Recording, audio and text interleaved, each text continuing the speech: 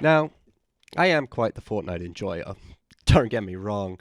This has been a game that I've been living with for quite a while, and looking back at the past two seasons in Chapter 3, it has been quite the letdown. Mediocre battle passes, or just straight up not fun or engaging gameplay. I'll always hold Fortnite Chapter 1 Season 4 close to my heart. In my honest opinion, I think around that time was when Fortnite was really peaking. That doesn't mean that things after it were bad, it just means that I've never had anything quite as good as those seasons. But now, we're here. Fortnite Chapter 3, Season 3. And let me just say, it's honestly the best season in this chapter so far. But will it top my all-time favorite Fortnite season, Season 4? Let's see. I'm going to start this off by saying, altogether, the gameplay is honestly the best selling point of this season. I don't think I've had this much fun in a Fortnite season since Chapter 2, Season 7. Obviously, I'm not discrediting all the fun stuff that came afterwards, being zero build mode.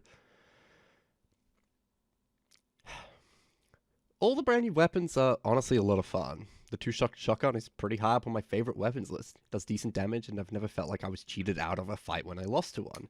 The DMR is probably one of the best semi-automatic snipers we've had in a while.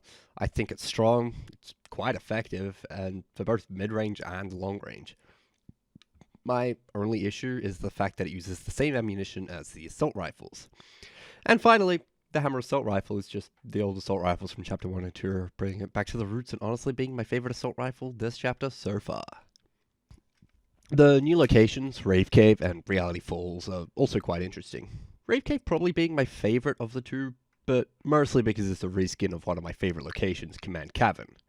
I think the color of this area really brings it out, but since I mostly listen to Fortnite with music while playing, it's quite annoying hearing two tracks playing over each other.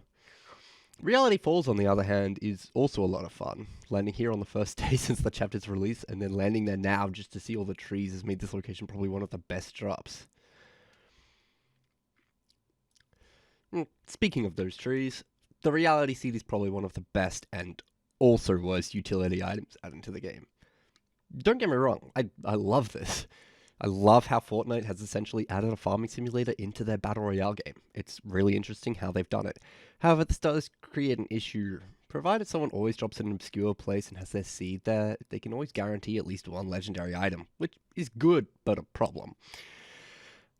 The problem I have with current stage of Fortnite is high rarity weapons are way too common. If you land in a place that has a high density of reality saplings, you're basically guaranteed a full loadout of purple or better items.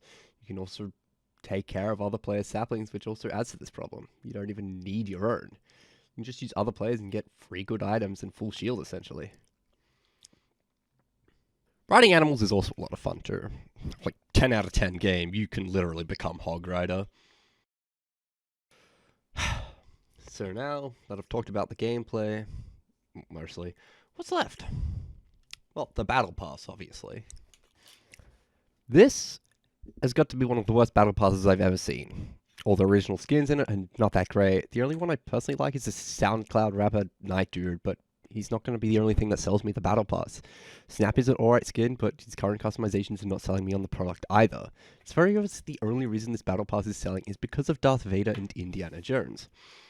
I personally don't have any issues with the use of licensed characters in video games. Hey, if it gets more people to buy stuff in your game, go ahead and add licensed content.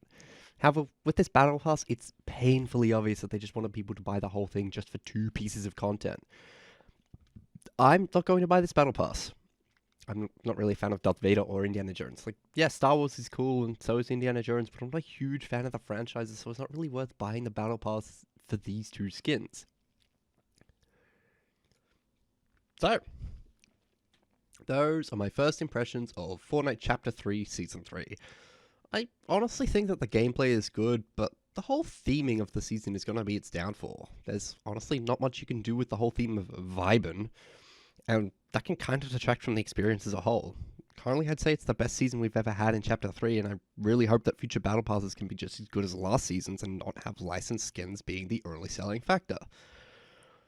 Thanks for watching. I'll see you next time.